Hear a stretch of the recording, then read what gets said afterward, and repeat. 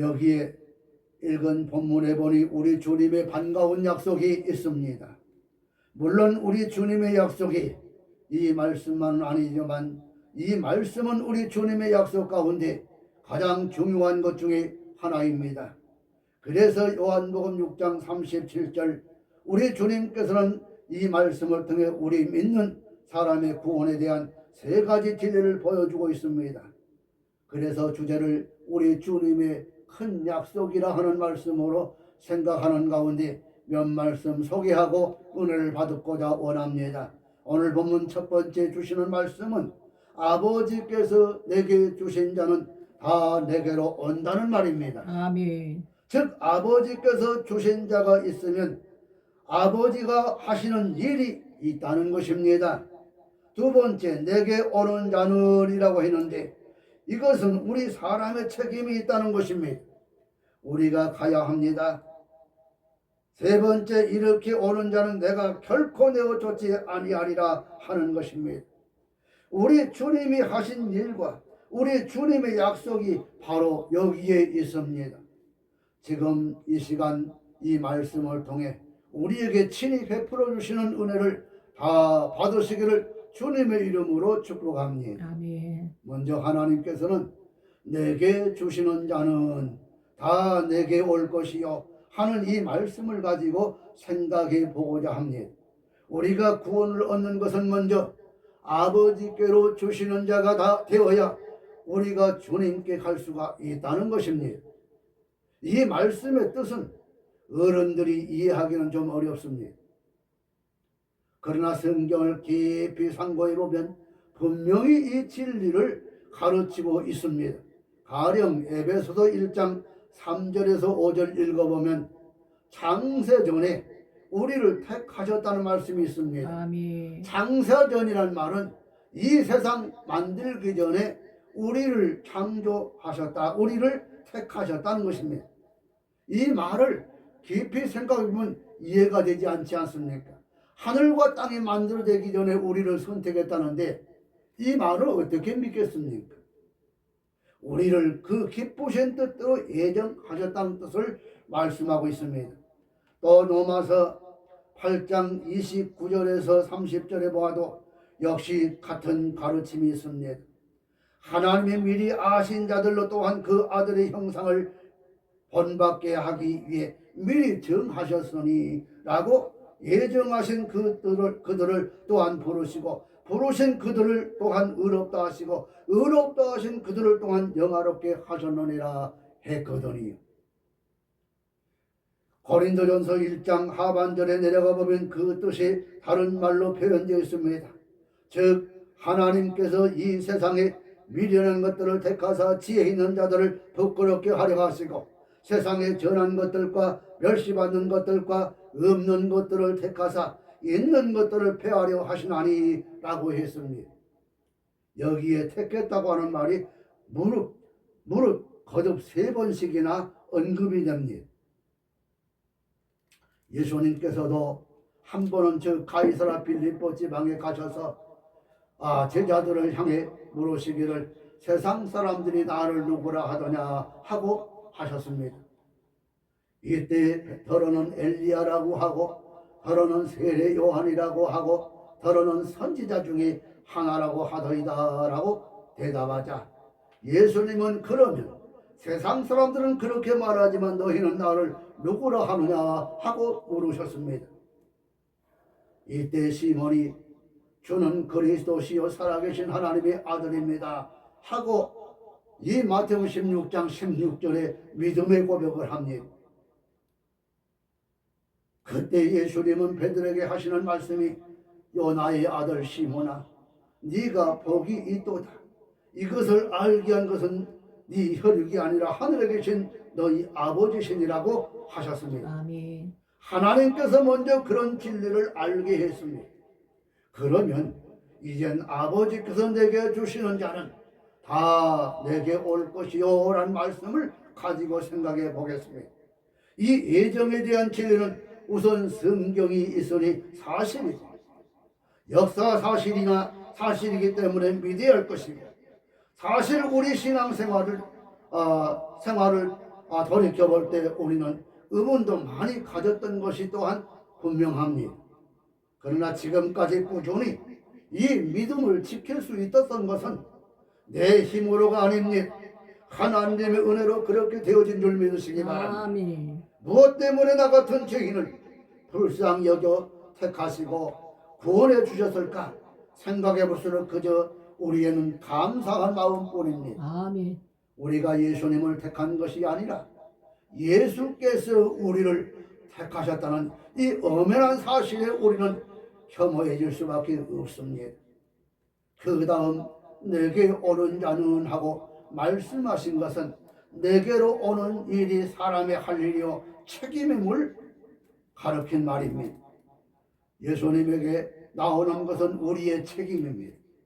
당자가 먼 나라에 가서 죄 가운데 허랑방탕하고 이렇게 죄만 짓다가 마지막 죽음이 임박하여 깨달은 것은 아버지께 돌아왔습니다. 그리고 아버지께서 아버지께 돌아와 하는 말이 아버지여 나는 죄를 감당하기 어렵습니다. 오직 할 수만 있으면 아버지의 품권으로 써주십시오라고 이야기합니다. 주님 앞에 돌아와야 하는 것입니다. 아멘. 당자가 아버지께로 돌아오듯 우리가 주님 앞에 돌아와야 하는 것은 아멘. 우리의 책임이에요. 성경을 읽다 보면 구약이나 신약이나 내게로 오라는 말이 수없이 많이 반복되어 있습니다. 내게로 오라, 내게로 오라. 주님께서 친히 말씀하시기를 수고하고 무거운 짐진 자들아 다 내게로 오라. 아멘. 내게로 오라. 아멘. 내가 너희를 쉬게 하리라. 아멘. 무릇 목마른 자는 다 내게로 와서 마시라. 그 배에서 생수의 강같이 흘러내리리라고 말씀하셨습니다. 하나님께서 옛날 이사야 선지를 통해서 하시는 말씀이 오라 너희의 죄가 주홍빛같이 붉을지라도 눈과 같이 희어질 것이요 아멘. 진홍같이 붉을지라도 양털같이 희게 하리라고 하신 것도 바로 예정의 진리를 다시 확인시키신 것입니다. 그러면 여기 온다라고 하는 이 낱말이 중요한데 온다라는 말씀을 구체적으로 몇 가지 생각해 볼까요? 예수님 때에도 예수를 보기 위하여 많은 무리들이 왔습니다. 온 사람이 꽤 많이 있었다는 것입니다. 그러나 예수님께 영적으로 온 사람은 그리 많지 않습니다. 그저 이적이나 구경하기 위해 온 사람들이었습니다. 말하자면 예수님의 말씀을 들을 때 그대로 믿고 예수를 구주로 영접한 사람이 별로 없었다는 것입니다. 그럼 오늘은 어떻을까요? 지금 오늘은 우리가 살고 있는 오늘은 지금 어떤가 그 말이. 어떤 사람이 광화문에 모여서 엊그제 보니까 정말로 이 항공기로 촬영했는데 어디 발을 두들 데가 없어. 서울역에서부터 광화문까지 팍 들어쳤습니다. 저들이 왜 왔어요? 맹목적으로 온 게 아닙니다. 정말로 이 나라를 지극히 사랑하는 마음, 하나님을 뜨겁게 하는 그 결정적인 사랑, 그거 하나 믿고 그 뜨거운 그 햇빛, 내릴 때는 그 햇빛 아래 모였습니다. 그런데 오늘 우리 어때? 우리가 예배 때는 열심히 참석하고 교회 봉사 잘한다고 하지만 여러분의 마음은 혹시 먼 곳에 있지는 않습니까? 다른 곳에 있지는 않습니까? 유두고처럼 교회에 오기는 왔지만 창문에 걸터 앉았는데 세상과 뜻 교회에 밝힌 엉거주춤하게 앉아있지는 않습니까? 그러기에 온다고 하는 말은 중심으로 온다는 말로 해석해야 할 줄로 압니다. 아멘. 중심으로 예수 그리스도를 영접하여 참마음으로 예수를 믿는다는 말씀입니다. 아멘. 아멘. 사실 베드로는 이런 내용의 편지를 썼습니다. 너희가 더욱 힘써 너희 말씀의 덕의 지식엔 절제한 인내를, 인내에 경건에 형제 우애에 사랑을 더하라. 이렇게 더욱 힘써서 너희 부르심과 택하심을 더욱 굳게 하라고 가르쳤습니다. 사랑하는 믿음의 성도 여러분, 오늘 부르심과 택하심을 굳게 해야 할 줄로 믿습니다. 아멘. 그래야만 우리 주님의 영원한 나라에 들어감을 넉넉히 얻을 수 있습니다. 남을 비판하기 이전에 먼저 나를 되돌아봐야 할 줄로 압니다. 누가 설교하다가 그저 조금 예화 중에 몇 말씀 하다 보니까 격길로 빠질 때가 있어요. 그러니까 그거 가지고 흠잡아서 야단치는데 그러기 전에 먼저 나를 되돌아봐야 할 줄로 압니다. 말짱한 교회 놔두고 저 길바닥에서 뭐 하느냐고 야단치는데 맘모스 교회만 주님이 오신다고 했습니까? 예수님의 일대기를 보면 예수는 산상보훈, 산 위에서 가르친 말씀을 산상보훈이라고 합니다. 평기의 설교는 누가복음 전체가 땅 위에 배면 배, 바닷가면 바닷가 비집고 앉아서 복음을 전하셨습니다. 이 건물이 교회가 아니요. 교회들이 모여서 하나님께 예배드리는 예배당, 전당입니다. 전당. 예배당이 하나님께 예배드리는 집이라 그 말이에요. 실질적인 교회는 우리 자신들이 누구를 부르셔서 하나님은 우리를 부르셨습니다. 여러분, 그래야만 우리 주님의 영원한 나라에 들어감을 넉넉히 얻을 수 있습니다. 그런 사람에게 하나님은 어떻게 한다? 내가 결코 내어 쫓지 아니하리라 약속해 주었습니다. 아멘. 여기 결코라고 하는 말을 잊지 마십시오. 내게 오는 사람은 내가 반드시 영접할 것이요 절대로 이런 사람은 내가 물리치지 아니하리라 하는 말씀입니다. 절대로 이런 사람을 내가 물리치지 아니하리라 하는 말씀입니다. 그러면 거기에 대한 조건은 딱 하나뿐이에요. 조건. 주님께 오는 것뿐입니다. 내게 오는 자는 주님은 과거를 묻지 않습니다. 네가 과거에 어떤 죄를 지었느냐 묻지 않습니다. 주님께 찾아오면 과거는 다 소멸됩니다. 아멘. 현재 뭘 하든 묻지도 않습니다. 누구든지 어떤 사람이든지 그저 나오기만 하면 되는 거예요. 나오기만 하면 구원해 주신다는 말씀입니다. 아멘. 결론적으로 사랑하는 여러분, 하나님은 바로 지금 오늘 이 시간에 오늘 여러분께 구원의 기회를 주시고 계십니다. 아멘. 이 시간 여러분의 죄를 온전히 회개하고 그리스도 예수 앞에 나오는 그 누구든지 중생의 축복을 누릴 수 있음을 믿으시기 바랍니다. 아멘.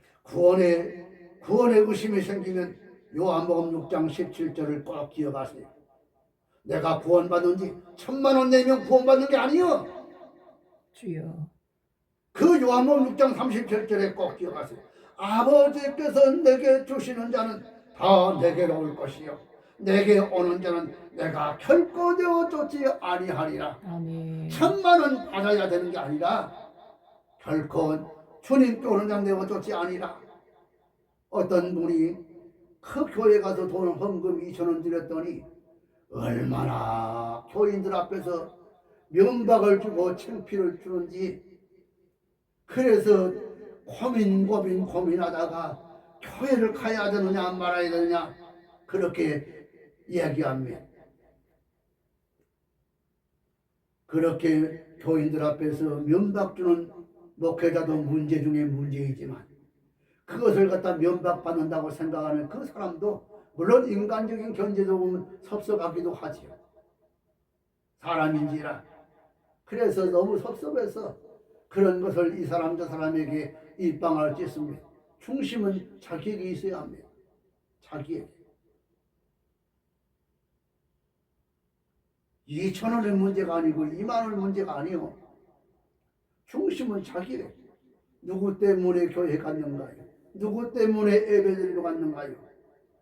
내 친구 때문에? 내 부모 때문에? 아니요. 나 자신 때문에 간 거예요. 목사 때문에가 아니고 나 자신 때문에 간 거예요. 가기만 하면 어떻게 해요? 아버지께서 내게 준 다 내게로 올 것이요 내게 오는 자는 내가 결코 내어 쫓지 아니하리라. 이 말씀 믿고 일로 매진하며 마지막 때까지 어떤 어려움이 오다 할지라도 충성을 다하는 여러분 되시기를 주님의 이름으로 축복합니다.